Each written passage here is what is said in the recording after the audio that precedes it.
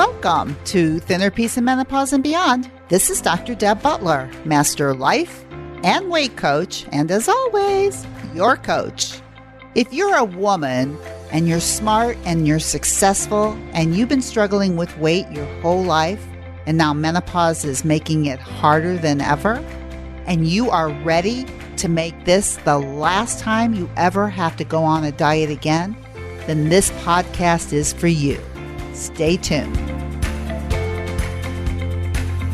Hi, all my dear friends. How are you today? I have something really special for you today. And I know I say that a lot, but I'm going to say it again. But I have a very dear friend and colleague. Her name is Jill Farmer, and I call her the master, the mistress, or the queen of time, because she is. And she's written a book called There's Not Enough Time and Other Lies That We Tell Ourselves. And I have her on this show today to talk to you about your mind problems about not having enough time. Because I know for most of you, because I talk to a lot of you, the reason that you think you are overweight is because you don't have time to take care of yourself. And I will tell you what, when you listen to Jill's interview, she's going to blow your mind out of the water. She is going to help you manage your mind in such a way that even though we all only have 24 hours in a day, you are going to figure out how to make that time work for you by managing your mind around it. And she has got some nuggets. So I'm going to come in on the end of the show and just say a few things about the interview. But right now, I'm just going to stop talking to you right now and let you hear Jill Farmer, the queen of time, talk to you about your mind around time. Enjoy. Hi, Jill, and welcome to the podcast. I'm so happy you're here. It is so great to be here. I was really looking forward to our time together. I know. And we've known each other now, I think for about 5 or 6 years, which I can hardly believe. I know. I think maybe even a year or two longer than that. Time has flown. Time has flown. Oh my gosh. What a great way to talk about what we're going to talk about today. That's right. You know what? When I think about you, I think of you as the queen of time. That's how I think about you. And I think the things that you are talking about time is kind of similar to the way that I'm talking about weight. 100%. I think that both of us, believe and have sort of seen the transformation in our own lives of recognizing that our thoughts related to time and related to weight are where the real power lies in being able to shift patterns that aren't working, is really taking a look at our thoughts and shifting those thoughts away from stuff that is clearly not working. Oftentimes at a subconscious level, it's just driving us in this reaction action cycle, and switching the thoughts, which creates a whole new foundation, or what I like to call a whole new launching pad for making decisions and taking meaningful action instead of just trigger, reaction, guilt, behavior, guilt, trigger, reaction, which tends to be the cycle or the vortex that we get ourselves sucked into, not because we're bad people or lazy or any of the things that mean voice in our head tells us, but often we're just not aware of recognizing where those thoughts are taking us. And so the willingness to be aware of them and shift them, I think, has a real strong lever for bringing a lot more meaning and our life unfolding in a way that gives us a lot more happiness and pleasure. Amen, sister. Yeah. And so I think it'd be really interesting because you're a Martha Beck coach and a master coach for Martha Beck. And I went through Martha Beck training too. And that's basically how we met, which is kind of our minds meeting and blowing each other away with seeing our own thinking with each other and really helping each other. And I would love for you to share your story about how you got into coaching to begin with, and then how you got into this whole being the queen of time and space, because that's how I think of you. And then we can talk a little bit about your book, but your journey is just really worth sharing because most of these my listeners are looking to find more passion in their lives and the fear that's stopping them. So I think if you talk a little bit about your journey, that can really help them. Well, for me, my background was in journalism. I worked in television news for a long time. Right out of college, I was a journalism major and studied in that arena, and then ended up working in TV news in St. Louis market, where we both live, which is a large television market. And I really had this sensation from the time I can remember, even, back in high school, that there just really wasn't enough time to do everything I needed to do. And so for me, I just always believed this. I had this hope, which later on I sort of recognized was really holding on to the delusion that once I got through whatever was going on in my life, then things were going to calm down. It was going to get better, and I was going to finally have more time to do whatever. It was this dangling carrot of this windfall or jackpot of more time that I was finally going to have when my circumstance changed. Yes. And what Yes. looking back with the gift of the wisdom of hindsight, right? I just kept thinking, oh, this next thing is going to get it. When I get out of college and get my first real job, then I won't have to work nights and weekends. When I entered what I often describe as the whitewater rapids of my first TV newsroom, there was no extra time there. I just remember constantly thinking, oh, once I get the kids out of diapers or in school, or once, we get through ratings and sweeps periods in the news cycle. And eventually, and I was just constantly trying to shift around the circumstances in my life to give me that prize of the more time that was so elusive to me. And eventually I ended up quitting my job, and I left my career as a TV anchor in what some would have considered the height of my career. I was an Emmy award-winning, journalist. That's how I knew you first. I'd actually seen you on TV all the time. You were already like a movie star to me. Yeah. And then you got to really know me, and you're like, she's no star. She's just a regular person like me. And amazing. But go on. And so I left my job, and with much fanfare, and she's going to be a stay-at-home mom, and I was convinced that was going to give me enough time to finally be the citizen of the world and the mother and wife and woman that I really wanted to be. And about 6 months after I made that decision, I had what I describe as a rock bottom moment where I woke up with that same sensation in the middle of my gut. I don't have enough time. I still have so much to do. And I literally could feel that sensation in my gut. And it hit me really for the first time that I was feeling as stressed and overwhelmed and frenzied and spinning on my hamster wheel after I had made that drastic life decision that was supposed to fix all my time shortages. It was still there. And that rock bottom moment for me, I always joke that, like J.K. Rowling says, rock bottom is the best foundation of all for which to begin to rebuild things in your life. It was a light bulb really going off and saying, wait a second, if I've this drastically changed the circumstances, is there a chance that maybe I'm carrying around this time shortage with me? And if so, I got curious, right? That's when that kind of journalistic instincts kicked in. Is there a way that I can begin to learn and examine what's going on inside of me, inside of my head, that might be carrying around this chronic stress and overwhelm and with me? And that kind of began the journey that led me toward a ton of research and study about our brain works and time and overwhelm, and into studying with, as you mentioned, Martha Beck, and the understanding for the first time in that process that our thoughts are often triggering a reaction-action cycle that creates results. It's not the reverse, that the circumstances were creating these results for which I had no control. And understanding for the first time about those thoughts helped me to unravel a lifelong pattern really, of being in perpetual stress and overwhelm and not having enough time. And I always say to people, people say, "Oh, you're a time management expert or the queen of time management." No, I say And that. okay.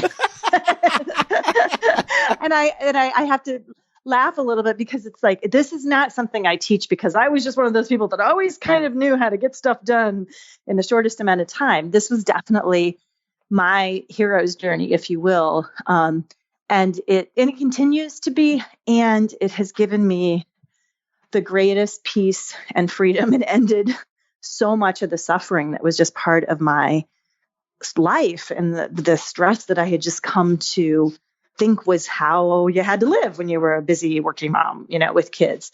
And so that's become my passion over the last 7 or 8 years, is being able to share some of these ideas with other people so that they can unravel some of that stress in their own lives.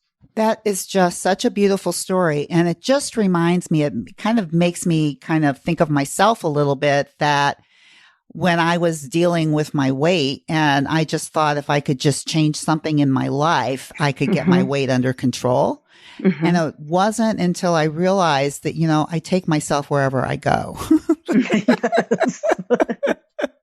And until I can change what's going on in my own mind wherever I go, everything else is not going to change until that happens. And that's kind of exactly what you're saying too, is that you figured out that piece, which is the mind piece, the mindset that is changing everything. And now you're helping other people do the same thing, because it's amazing to me how many of my clients or people, listeners on my podcast, the main thing that they'll say is, I don't know how, I don't have enough time to make myself a priority. I have way too much to do.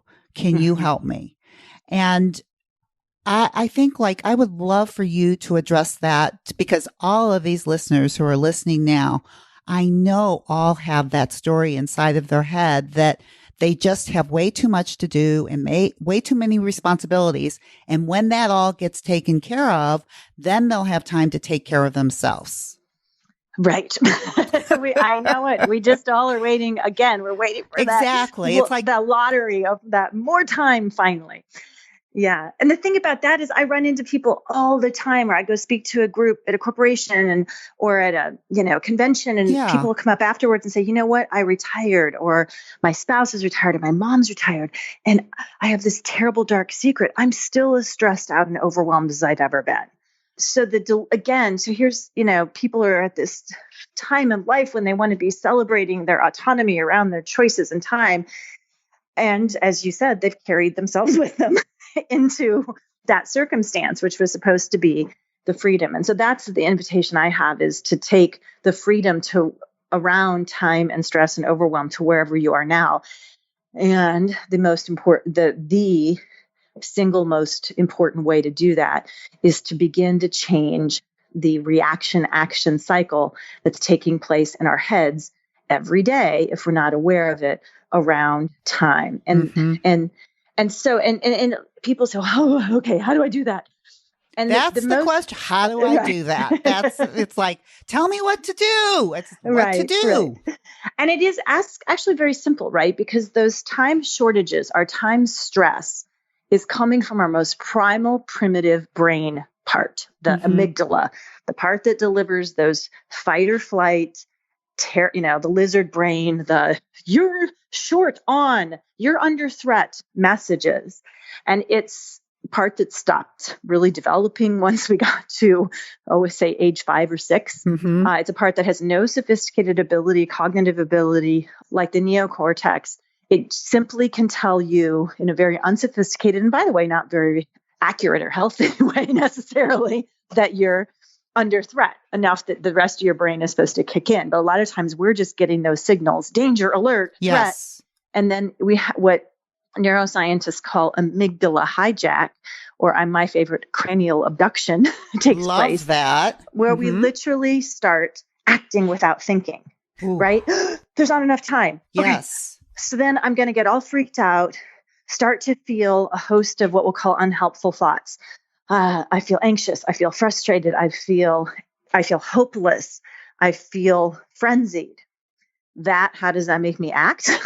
It makes me short, or what we might describe as uncollaborative, right? In organizational psychology, uncollaborative, unresourceful. We tend to get, our focus just goes crazy in terms of scattered all over the place, or we get hyper focused on something that has nothing to do with anything that matters, right? The joke I always tell is, when I'm under time pressure or stress, how I know I'm in fight or flight mode is I'll have something important to be doing, and I'm in my kitchen alphabetizing my recipe cards, and I don't cook, right? So I'm hyper focused on something, but it just isn't anything that really matters. Exactly. And I think, like, as you're saying that, it makes me think of the people that are listening to this is they're in the kitchen and they're looking for something to eat.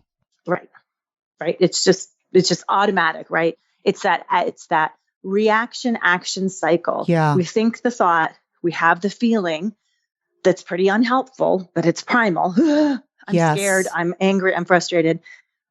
Then we take the action, which the result is nothing gets done, or nothing that matters gets done, which takes us in the opposite direction we want to go when we can really look at it. But it also creates a nice little loop or circle to prove, see, I don't have enough time.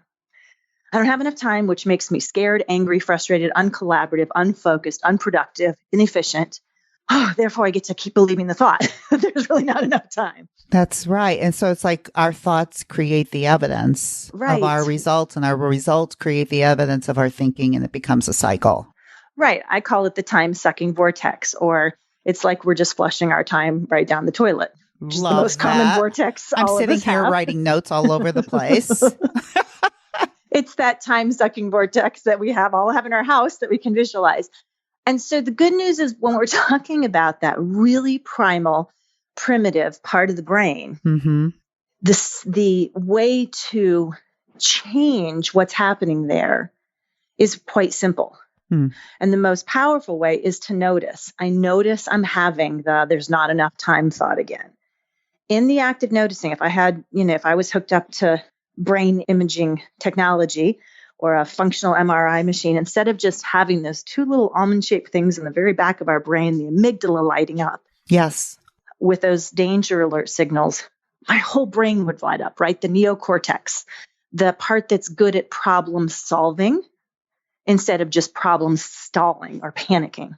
The part of my brain that can engage in what some of the brightest psychological minds of the modern era, people like Martin Seligman and Carol Dweck, call a growth mindset instead of a fixed mindset. Yes. Because we know people that have a growth mindset are more successful, happier, achieve more, because instead of looking at every problem as this dastardly obstacle that keeps them stuck, they look at it with curiosity and the ability to move around the obstacle. That's a growth mindset. So that's what we're doing here by noticing there's not enough time, and that thought that really takes us in the opposite direction we want to go, which, by the way, isn't technically true, right? Because the number of hours in a day, 24. For everybody, right? For everybody. So if you're saying there's not enough of it, about a fixed amount, we're really being like children. We're tantruming. Ooh. It's like, oh, it's raining outside. Just make it stop raining. It has to stop raining. Well, that's arguing with reality. If it's raining, it's raining. And then we need to adjust our plans accordingly to the fact that there's something completely out of our control that's happening. And it's been said that some people like Steve Jobs and others who were leaders in innovation in organizations, the guy from Virgin Atlantic, often disallowed people to say there's not enough time around them because it was just such an unhelpful thought argument against the fact that we all have the same amount of time. There is enough time because there's 24 hours in the day. And just noticing, okay, when I tell myself, so when I notice I'm having that there's not enough time thought again, it just takes me into a higher state of awareness, makes me smarter, really. We know that when we're under threat, our cognitive ability drops by up to 13 points. So we give ourselves the ability to make better choices, right? And this, of course, relates beautifully to food, to moving our body to everything else. I notice I'm having there's not enough time thought, or, the whatever thought around I'm too busy, there's too much to do. I'm going to replace it with something that's likely to serve me better. There isn't enough time. There's 24 hours in the day. Mm-hmm. And then the third thing that I invite people to do is to be aware of another pattern that we shift into, which is to try to get moving and take action by scaring ourselves into action. I have to do this, and then I have to do that. Yeah. And then I have to do that. Because have to connotes survival, right? Our brain receives and reacts to that word similarly to the way an animal reacts when it's in a cage. Mm-hmm. All we really have to do on any given day is breathe, drink some water. Everything else is a choice. Now, it is true that making those choices, the consequences of not making a lot of choices in a given day would stink. So that it is important for us to make choices. And it's not like the consequences of the choice wouldn't be there. But telling ourselves we have to do things in that sort of frenzied, hyper reactive state is not really helpful, and it's not really the truth. I'm choosing to do this today puts us back in our adult shoes, right? Instead of that reactionary, childlike, victim-y place. And a lot of times what we're choosing to do is something that we actually get to do. And we know the brain can't feel fear and gratitude at the same time. So that can be a powerful reset button. In addition to noticing that thought, there's not enough time, replacing it with something that's likely to serve you better. Oh, I can just, when I say it to myself, the difference between I have to and I get to feels so different. It does. It's almost, it really is changing our brain and our body chemistry. Immediately. Yeah. Immediately. And I love what you're saying, because really the only thing we do have to do is, well, hopefully we're going to breathe and we're going to drink water. And after that, we all think we have all these things we have to do, and we start feeling stressed, and it makes us do less of what we have to do. Mm-hmm. And it is that endless cycle that you're talking about. So I love the idea that I get to. And, as you're talking about all this, I'm thinking about like your book that you wrote, There's Not Enough Time, and Other Lies We Tell Ourselves, is an absolute must. The people that are listening to this must read. It is, because all the things that you're talking about, a lot of this is in your book, right? Yep, that's it. This is the foundational piece that I think is yes, it's a good, in the book, we really kind of just meet it out a little bit more, but it's still pretty simple. And basically you've heard the most important parts of it right here. I love that. And you know what? It is so easy. I mean, I love reading it, and I've used it in groups of mine when we're talking about weight, because so many of my clients have this thing about time. And that's why they think they can't do what they have to do because of the time problem. And really, it's all just a thought problem, one way or the other. So I was thinking, like, my favorite chapter in your book is creating time for what you love. That is my favorite. And one of the things that you put in there is you put in a image of what's called a worth-o-meter. I love this. And it looks like a kind of like a scale that goes from busy, which is the lowest, to so busy, to super busy, to crazy busy, to way too busy. And then you have worth under that, which is kind of signifying that the busier you get, the more worthy you think you are. Right. Isn't our culture good at teaching us that from the time we're little? How are you? Busy, crazy busy, so busy. That's how we answer the question, because the subconscious, right, messaging in that is that the more you're doing, the busier you are, the better person you must be, yes. The more worthy you are, the more money you must be making, the more, things that make you at higher esteem. And so questioning and confronting my own addiction to busyness and to the image of being busy and therefore worthwhile, and really facing that and then deconstructing the lie that was underneath it, that busyness makes me better or worthier, has also been a very powerful shift. I mean, it feels icky at first when it's like, what do you mean I'm not supposed to be busy? Or what do you mean that busyness is not a good thing? Because we have so much tied into that, back to the Protestant work ethic, back to the pilgrims, the idle hands make you weak. But really daring to question that norm, I think the gift of that is that your life gets a lot richer and more meaningful. Mm-hmm. I think being willing to question busyness as anything other than a distraction that's pulling you away to what matters delivers some really deep and powerful benefits. Oh my gosh. So I think of that and you have written here, like you were just talking about the thoughts that we think that create some of this, like, the busier I am, the better I am. Mm-hmm. Or if I'm not busy, I'm not doing enough. I mean, these are just thoughts that I just want people to be aware of that might be running through their minds that are just thoughts and they are choices in terms of what you think. Like just because you think that doesn't make it true. And what you've been talking about is the whole idea of questioning what's running up there.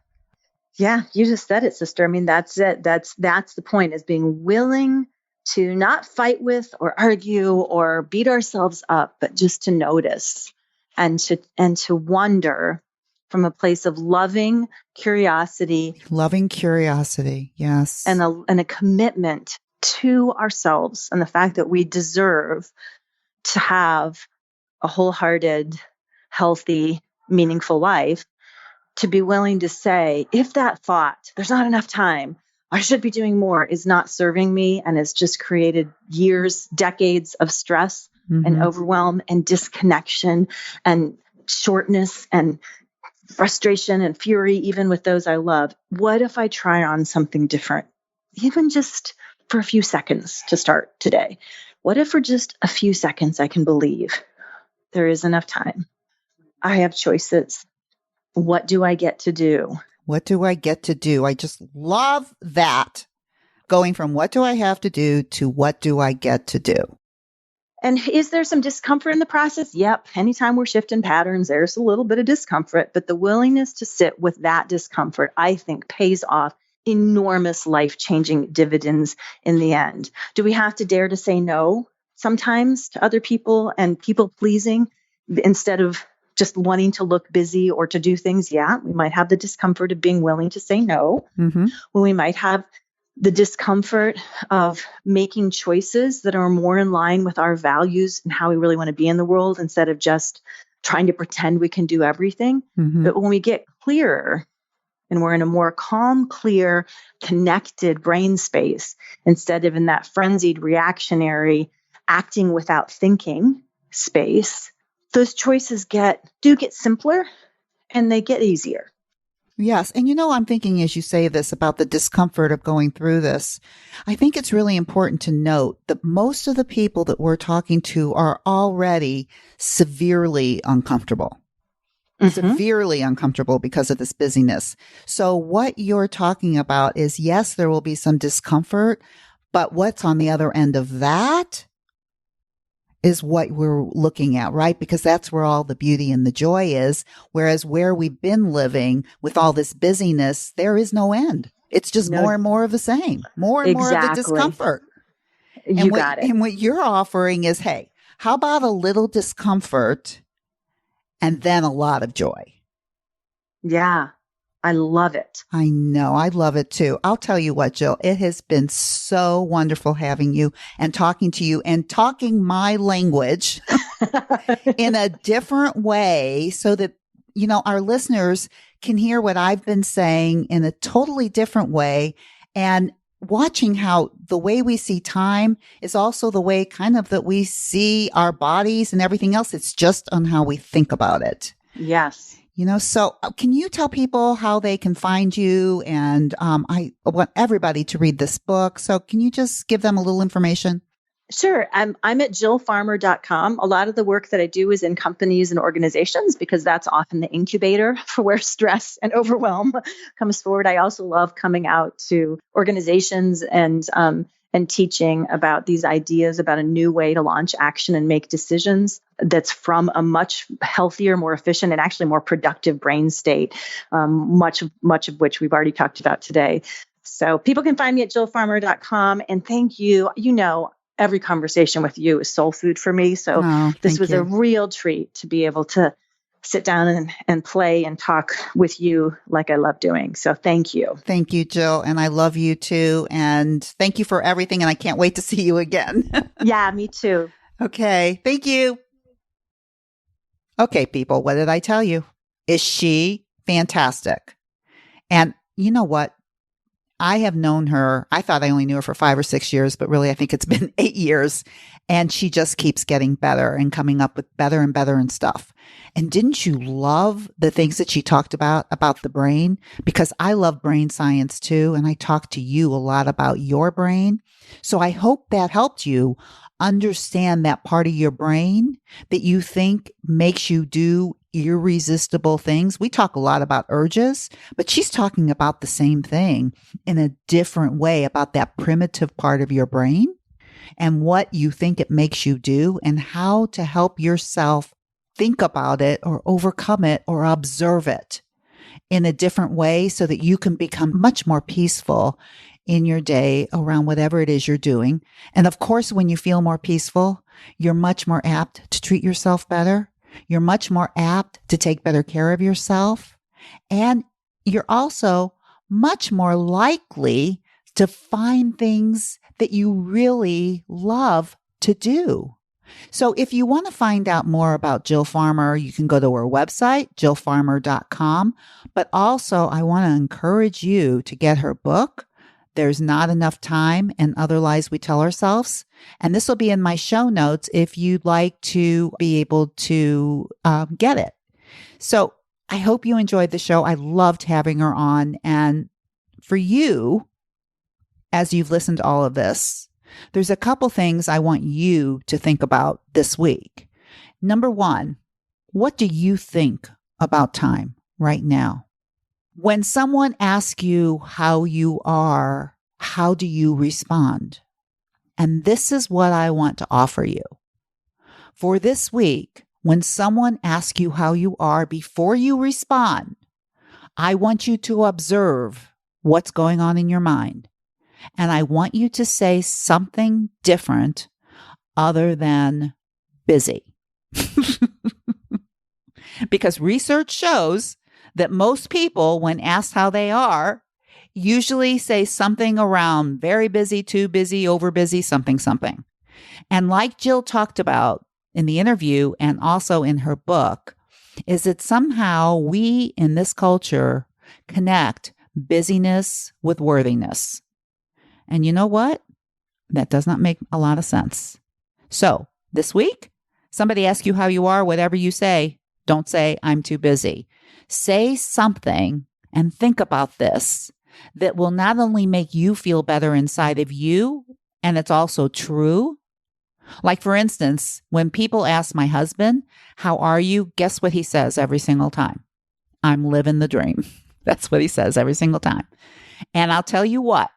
Number one, it makes me and anybody who hears it laugh and relax. But more than anything, it helps him relax. And it also helps him see how he is living the dream every day. So that's what I want to encourage you to do as you go about this week. The other thing I want you to really think about is, what is your mind thinking on a regular basis? Do you know? What I find as I work with more and more clients and talk to a lot of you in my mini sessions is that you really love the tools that I teach you. But when it comes to understanding your own mind, that's difficult. So that's the difference between learning the tools that I teach and applying them. If you find that you have trouble applying the tools that I teach, then maybe you need to do the next step, which is to hire a coach who is good with working with thoughts in the mind that are not serving you.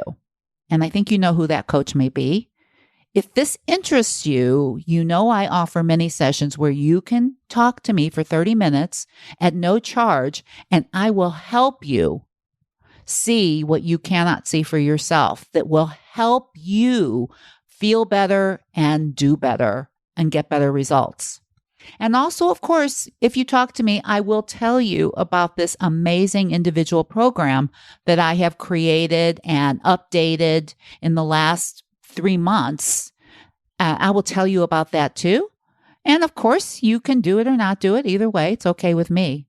But I promise you, when you hang up that phone, you will not feel the same. And the other thing that I want to say before I get off the phone or get off the podcast with you today is, I can't leave without this. And Jill insinuated this too about kindness. Kindness and curiosity. When you become more curious about what is going on around you without punishment, you're able to see things in a much more observatory way.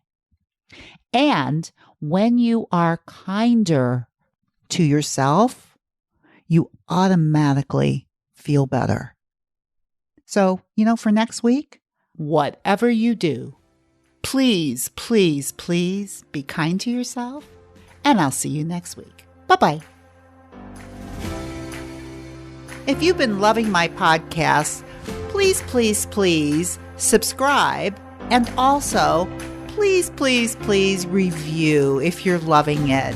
The way you heard about it is the way many people hear about it. They Google it or they look for it, and the only way that it pops up is by who reviews it. So if you're loving it, let's pass on the good word and the good news. Thank you.